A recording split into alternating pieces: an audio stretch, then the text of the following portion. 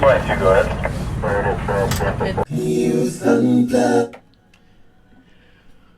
Welcome, one and all to another edition of Youth Unplugged. It's so good to be back in my actual shift. Today, we're going to do something a little different this afternoon. First of all, if you're watching on the live on Facebook, you'll notice our studio's filled with cameras and lights and all that kind of thing. But Jamil Nestor is in studio with us. He is a 25-year-old content creator. Jamil, what the hell is a content creator? Good afternoon, first of all, St. Lucia, and everybody else listening abroad. A content creator is someone who is not limited to one platform. Somebody who, whether it be a tweet that they send back, they make go viral, or a video on YouTube, or just Instagram posts, is just somebody who enjoys the start process and the end product of, creating something that people will enjoy. Jamil, you have a background in chemistry. You actually have a bachelor's degree in chemistry from the University of West Indies. Yeah. How the hell did you go into content creation?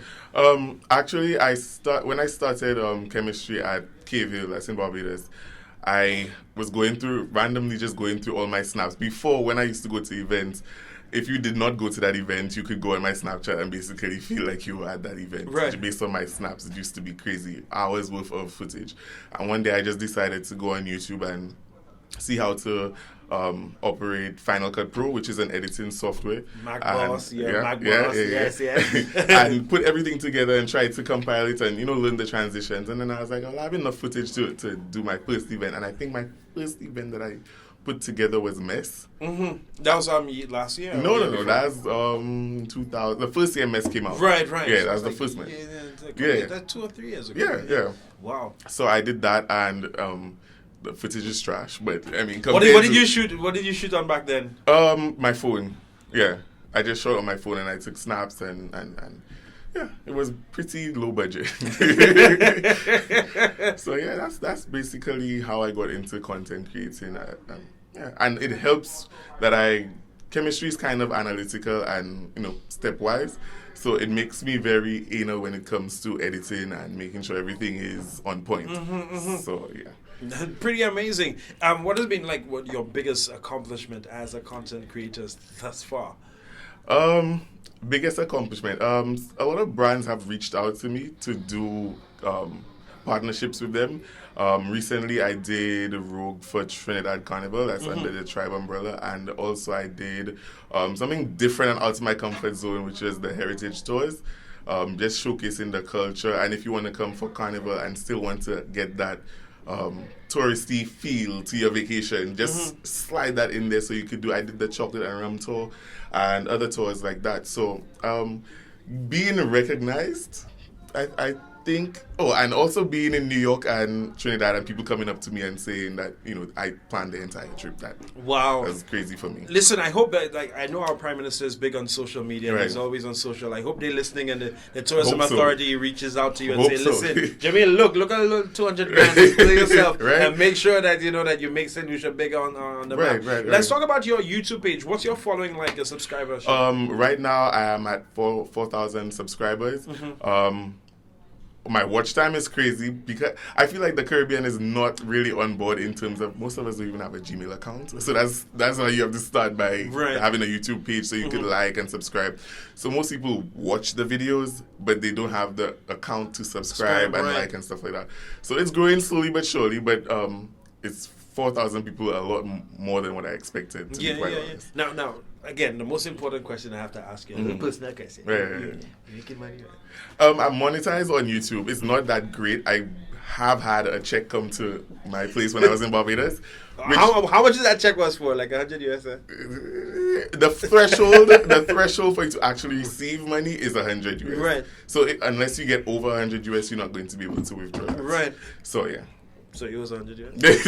Yeah, what the answer like I said. I mean, don't try and play shy. Don't try and play shy. Now, lately you were in cahoots, so to say, or I'm trying to find the perfect word to describe your little situation there with the people over in Grenada. When my friends in Grenada. Yeah, when they commented on their Spicemas. Spicemas. Right.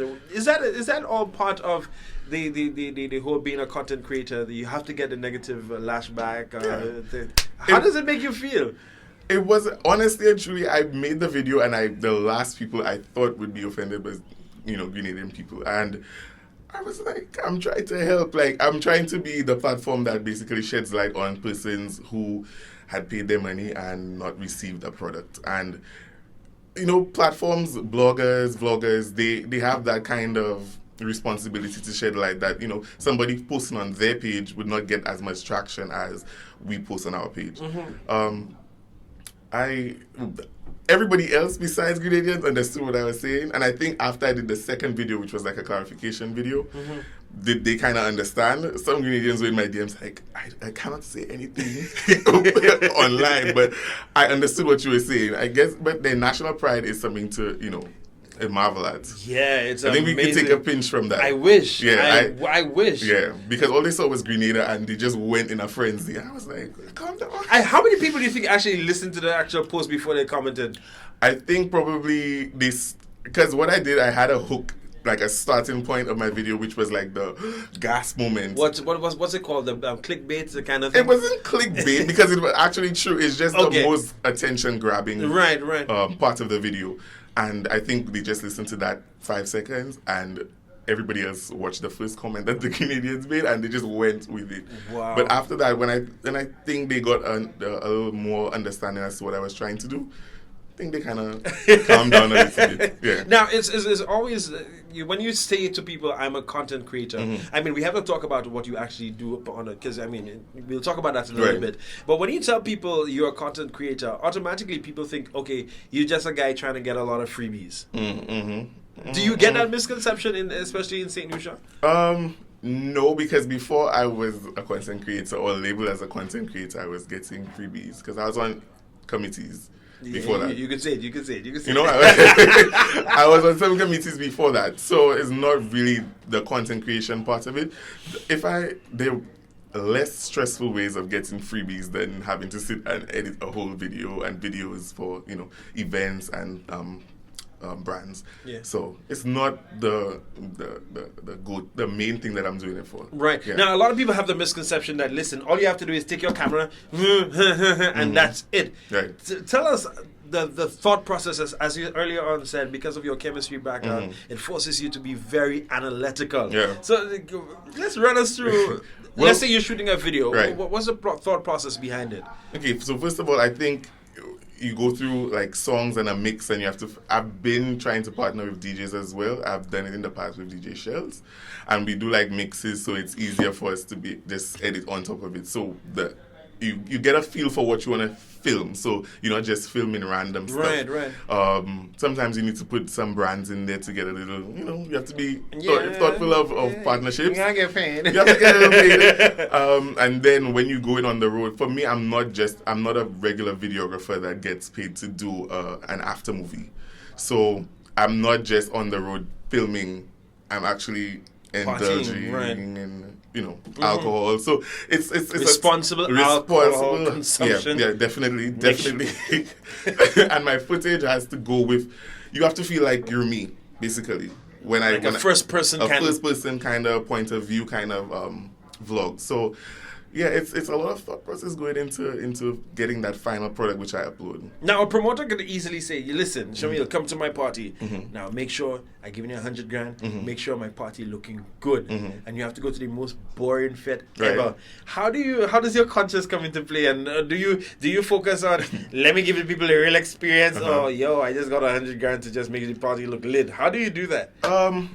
For me, I think because I roll with my group of friends. We call ourselves Most Vibes. Once we enter an event, we don't care what's really around us. So if you're taking it from my perspective, it's always going to be lit.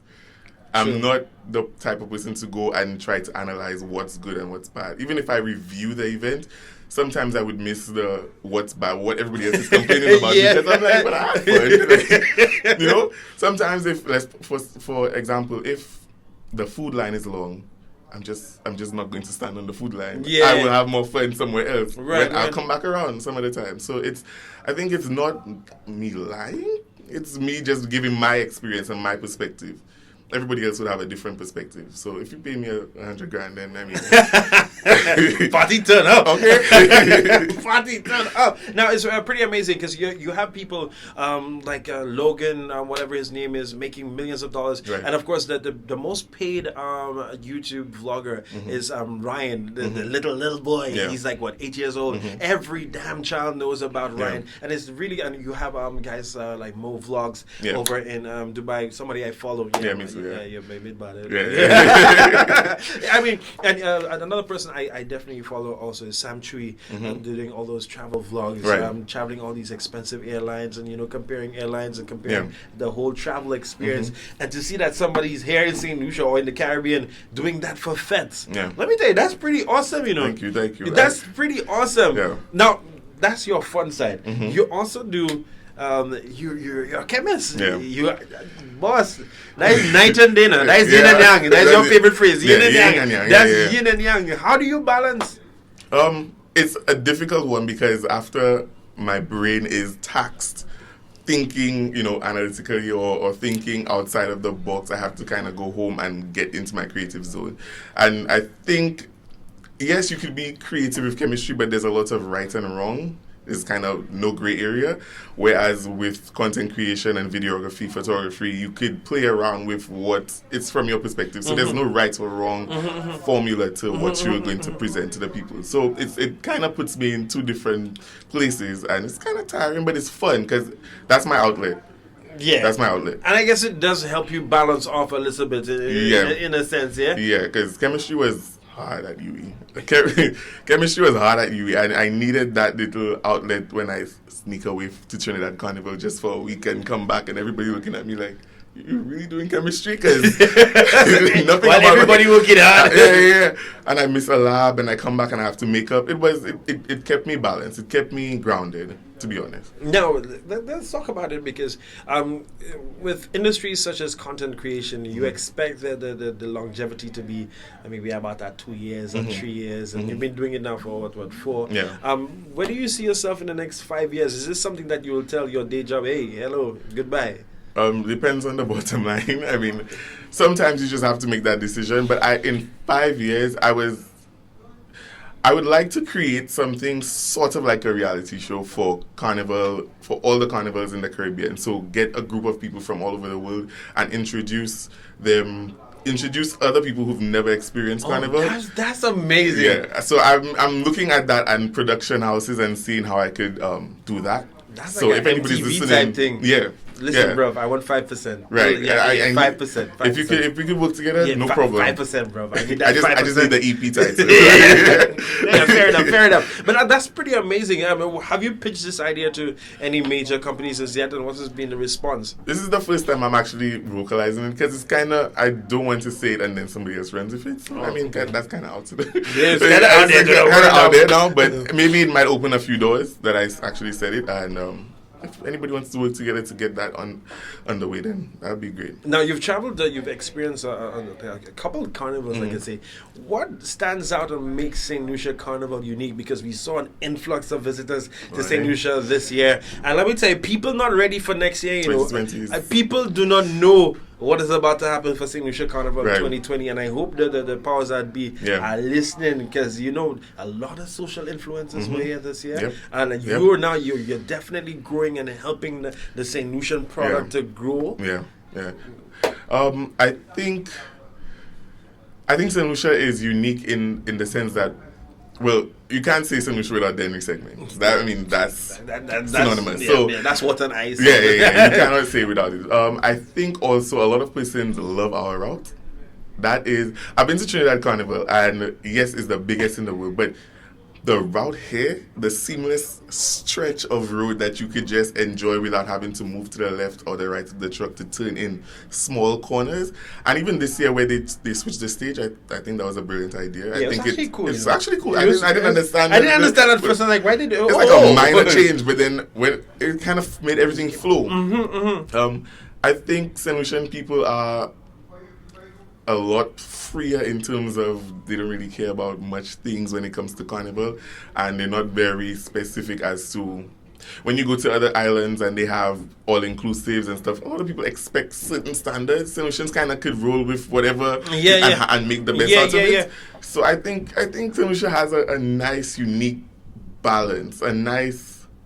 Yeah, St. Lucia is up there. St. Lucia's up there. I can say that. St. Lucia's up there. Now, what would you change or what would you add to make our Carnival product a little more international, so to say? I think persons like myself and other persons who have the platform that they are using to promote St. Lucia should be given a little push. I think so. And when you say push, you're not talking just about monetary, right? You're talking about... No. I think, give them the means to be able to, get themselves out there, have meetings. Meetings, you get a lot of breakthrough in meetings and, right. Exchanging of the minds and stuff like that. I think... Yeah. Now, I want to touch on something which is I do to most of my guests. Of course, you are a Sumerian. So you cannot see a fellow Sumerian and not ask them, what house were you in? I was in Rodney. You look like a Rodney boy. Yeah, Rodney. And that time Rodney was... Yeah. That's what everybody who comes here was just saying, my house back then was but the thing, in my time it was Abs, then Rodney, changing, and then Tapo Press. Presentation always comes first. Huh? Now, I'm just saying.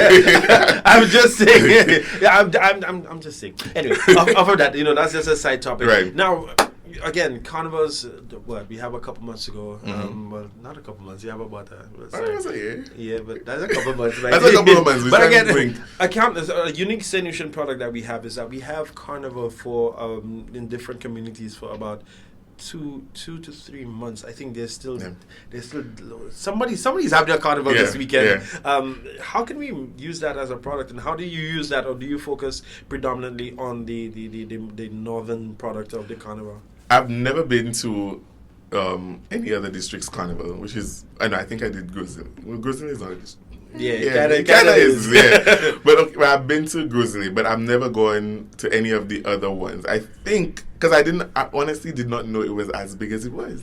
And this year and last year, I think I saw. Honestly, I just can't keep up with them. Boy, because every time I'm like, didn't that just happen? And then there's another one next week, and then. But I think that's kind of another unique aspect of St. Lucia where they're different. It's like a carnival all year round. Yeah. Is that boy a whole cheap man like carnival boy? Look, Robin. Yeah. Look, money spending. Money I definitely think that's something that we can take as our product. Yeah. To make our product unique. Yeah. I don't think anywhere else in the region you could get carnival for. As long as you have it, yeah. Listen, you could get a proper Airbnb and stay stay. Carnival and experience Carnival for 2 months. Yeah. Every weekend for 2 months. Yeah. That's a lot of money. That's a lot of money. That's a lot of money. How do people do this?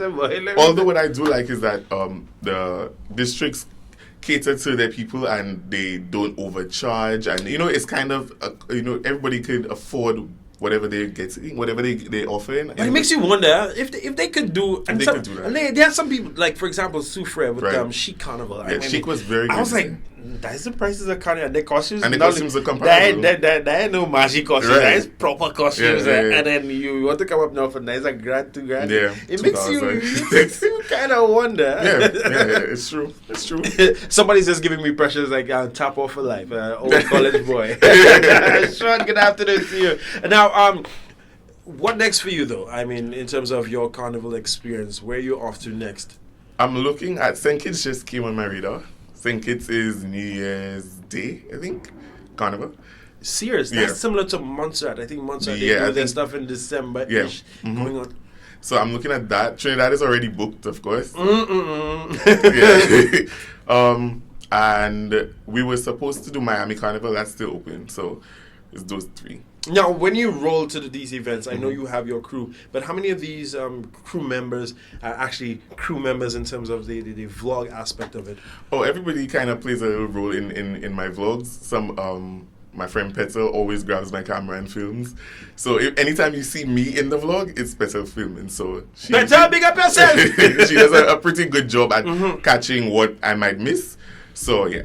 So they help and they bring the vibe. They give me authentic vibe that I'm not just trying to put on for a camera. It's just me. It just happens to have a camera rolling. Like we have now. Like now. Like right now. So we just happen to have a camera rolling, but you're catching authentic relationships, which is what I want to try to put into my project. Yeah. Now, any big collaborations you expect to happen sometime soon with maybe some, because I really don't know any other affluent Caribbean vlogger. Is there? Are there? There's Global Carnivalist. She lives in the US, but she's Trinidadian. There's Mr. 758, who is St. Lucian, but he lives in New York as well. Yeah, I think Yeah, Brent. Yeah. Some people actually hit me up in my inbox on my Gmail asking for collaboration. So we're working with that. Yeah. What's your biggest payday from? Yeah, asking your business. Yeah. What's your biggest payday or biggest endorsement that you've done so far? I don't have your amount, but like, which company have you worked with that has been very lucrative? Cash wise, so cash wise, it would be probably Heritage Tours. Right. He's smiling. Like, that big money that come there, boy. Big money.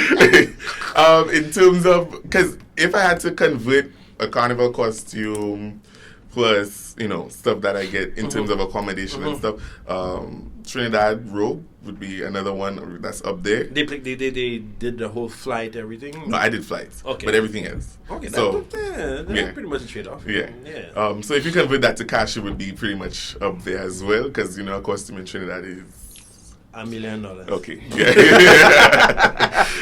now I want you to paint a picture for me. Your perfect endorsement. What would it include? From a big brand, Virgin Voyages, just say, you know what? We just launched our new ship. Virgin's a bad example. They put not to say new ship.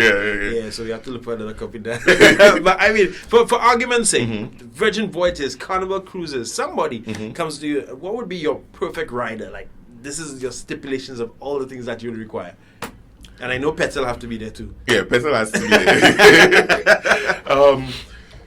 In terms of items, you mean? What I need? Two bagay from trip, VIP treatment, BMW to pick you up at the... No. I'm very low maintenance, actually. I just flights, probably First accommodation. Class. No, not first class. Not Premium economy. Yeah, that's at least one bag, like one carry-on. And a place to stay, accommodation, which is kind of central. Pick up, drop off. VIP access, because VIP access is not so that I could swim my champagne. Yeah. But it's also to get a different perspective from backstage, a different perspective of the crowd. That's always important as well, to give you a good overview of what's happening at the event.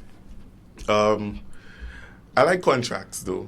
I think that would have to be a necessity for me. Yeah. I need to know where I'm at, and that's. We need your signature at the bottom. You're talking from experience. Yeah. I see that. I experience talking. Yeah. Now, a lot of people think that content creation is very easy. Of course, it requires a level of understanding about basic camera work. Yeah. Like you said, you spend hours learning video editing, and that ain't easy. It looks easy after you get a hand of it, right. But that's not easy. What about other people who are now probably thinking about going into content creation? What's some of the advice that you could give them? I think YouTube is your best friend. I think there's always something to learn on YouTube or the internet in general. I think partnering with probably like Wavemaker or Logo, they do pretty well in their field, so they could offer some good advice. Me as well. I mean, I'm playing in the game, but I know there's something in there. But just reaching out to people, and you learn something new every day when you speak to people. Because I feel like I learned a little something before we started recording. I learned something from you, and you learned something from me. True. So it's just a meeting of the minds, and the internet, and investing in. I mean, phones now though do a pretty good job. iPhone XS Max. Yo, the quality on that is sick. Okay. We're nerding out for a Yeah. little bit. We're nerding out. Sorry. Yeah. So that's pretty amazing. Yeah. I mean, how far can you see yourself going? I mean, I did ask you in the next 5 years, but let's talk about it like right now. How far can you see yourself going? I know that's very cliche, but really, sky is the limit. I feel like people are starting to people have messaged me and told me they really enjoy my personality, and they didn't really get to see my personality in vlogs per se, because I like to give people. It's not all about me. I'm not that type of vlogger. I like to show people what's happening, what's going on. And the last 2 sit-down videos that I did, and they got to see the way I handled stuff with the whole Grenada debacle and stuff. It's people kind of like my personality. So I think that, and also I'm kind of into fashion. And I like a little men's fashion. So it helps it. I guess you're a fashion over men guy, no? No. Yeah. I mean, yeah, these jeans are fashion over men. Yeah. Okay, sorry. Plug. They ain't paying you for that. You better take that. You never know. You never know. We're just about winding down. I'm just giving you the opportunity now to give people your handles, your this, your that, where they can find you. I also want to just put it out there that Jamil is going to actually be at Exhale. Shameless plug. Yeah, we can't check SI nearby. Yes, I nearby. Just letting you all know now. Yeah, so next week Saturday. Yeah. Shameless plug. Go ahead. Just slide that in there. Yeah, just slide it in there. Well, you can find me on Instagram at OHGChoice. On YouTube at OHG Vibe, Twitter Great Choice, OH Great Choice. I mean, this is funny story. A fast story is that a little narcissistic moment in my life. I really thought I was a great choice, so I was just like, that was my Twitter handle, Great Choice. So I was like, you're a great choice, and I just did that. And then business minded, I was like, everything has to kind of align. So then Instagram came. And I needed to do that. So I just made everything kind of something that you could put on a shirt and on a cap. So what about merchandising? When the merch coming out? I have caps. I started caps. I'm just testing to see what I want to do to make the perfect merch line. But yeah, I'm looking for some vendors as well. I worked with somebody in New York, but it didn't work out as well as I wanted it to. Right. But we're trying to do that again. But I have caps. I have on my social media, you see my caps. But I haven't announced it yeah. But they're coming out just now. They're coming out just now. Go and buy the shit. Yeah. But I don't want it to be just OG vibe stuff. I want it to be something that you could wear, to go out and not be like, hey, maybe get that sponsor. You know that? Yeah, it needs to be something that's wearable out. Oh my goodness. Jamil, thank you so much for stopping by. Thank you for having me. Youth Unplugged right here on Radio Caribbean International. Of course, brought to you the kind compliments of our sponsor, Bank of St. Lucia.